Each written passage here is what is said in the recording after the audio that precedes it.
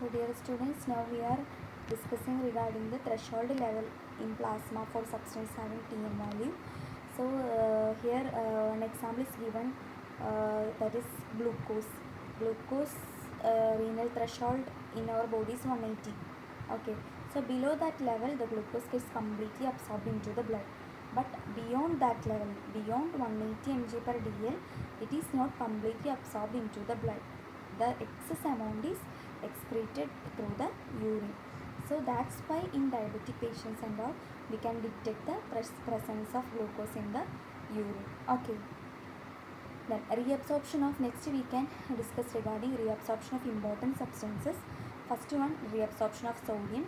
So about 99% of the sodium is reabsorbed into the through the proximal convoluted tubule, and only remaining 1/3 is reabsorbed through the remaining segments, that is through the collecting duct and but excepting the descending limb. Then this sodium absorption can be occurs in 3 steps. First one, transport from lumen of the renal tubule into the tubular epithelial cell, transport from the tubular cells into the interstitial fluid, then transport from the interstitial fluid to blood, that is transcellular transport. First one, transport from lumen of renal tubules into the tubular epithelial cells in exchange for hydrogen ion by antipodes. So it is possible with the exchange of hydrogen ion, that is called as antipode or sodium counterport protein in the PCT, that is proximal convoluted tubule. And sometimes it can be also transport along with some of the other substances such as glucose and amino acids, and that process is known as sympode or sodium co-transport protein. It can be happening in the other segments and collecting duct. The next thing is transport from tubular cells into the interstitial fluid. The sodium is pumped outside the cells by sodium potassium pump. This pump moves 3 sodium ions from the cells into the interstitium and 2 potassium ions from the interstitium into the cells. So these both sentences are considered to be as one. Okay. So there is no separation for this sentence. So that is one mistake. Then here what happens means this sodium is pumped outside the cell.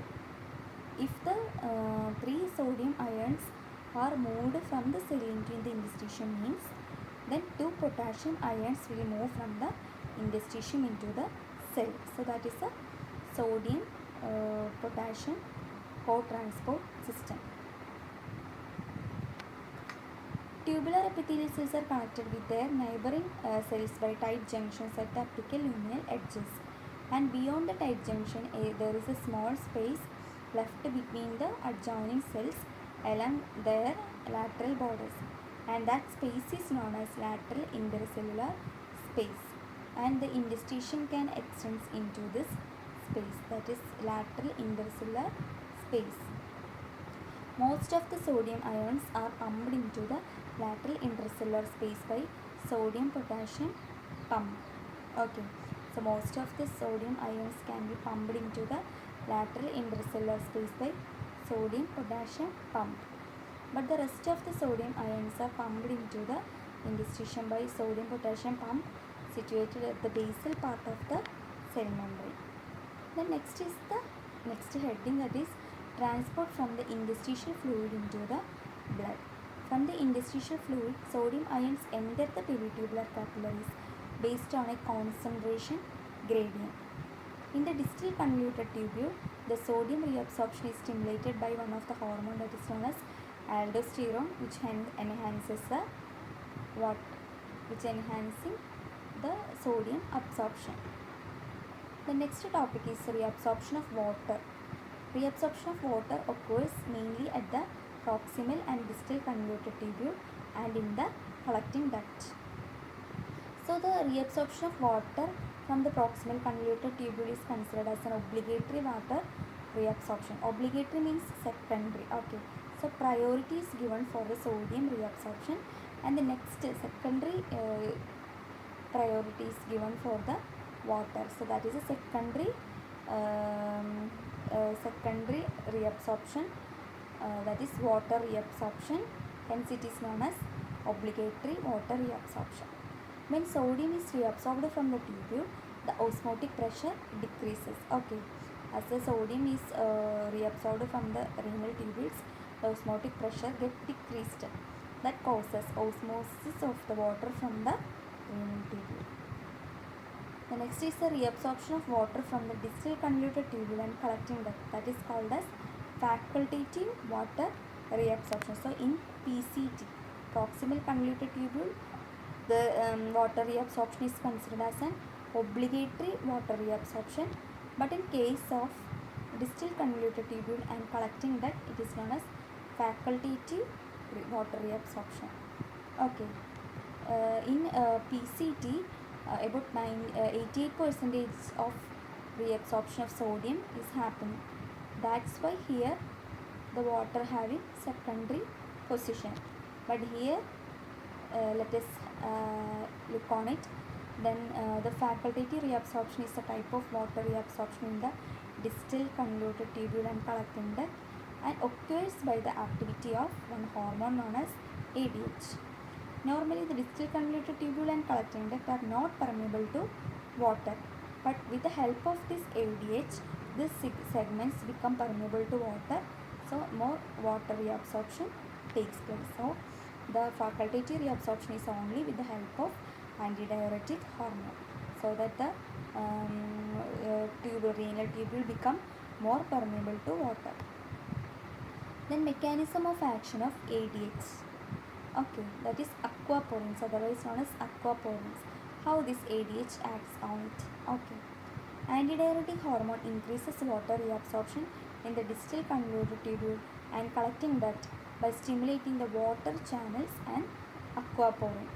Okay, this ADH combines with one other hormone known as vasopressin receptor in the tubular membrane and activates adenyl cyclase and form cyclic AMP. Okay, that can combine with the vasopressin and activate adenyl cyclase to form cyclic AMP. The cyclic AMP activates the aquaporins that can increase the water reabsorption. Aquaporins are the membrane proteins which functions as the water channel. These aquaporins are the membrane proteins that can function as the water channels, though about 10 of the aquaporins are identified in mammals and 5 can be identified in the humans. Aquaporin 1, 2 and 3 are present in the renal tubule. There are so many types of aquaporin. Out of that, aquaporin 1, 2 and 3 are present in the renal tubules. But the aquaporin 4 is presented in the brain and aquaporin 5 is presented in the salivary glands. Okay. Aquaporin 2 forms the water channels in the renal tubule. The next is the reabsorption of other substance, that is reabsorption of glucose. Glucose is completely reabsorbed in the proximal convoluted tubule and it is transported by the secondary active transport, that is sodium cotransport system.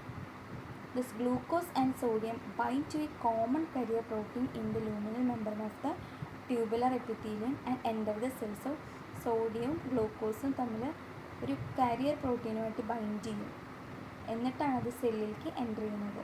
That carrier protein is called sodium dependent glucose co-transporter 2.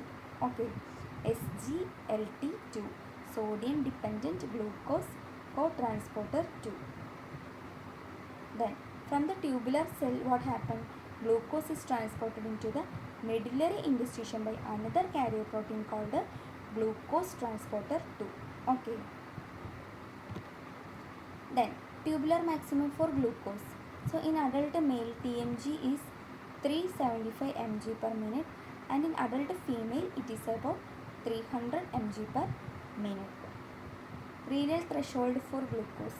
Renal threshold for glucose is 180 mg per dl in the venous blood.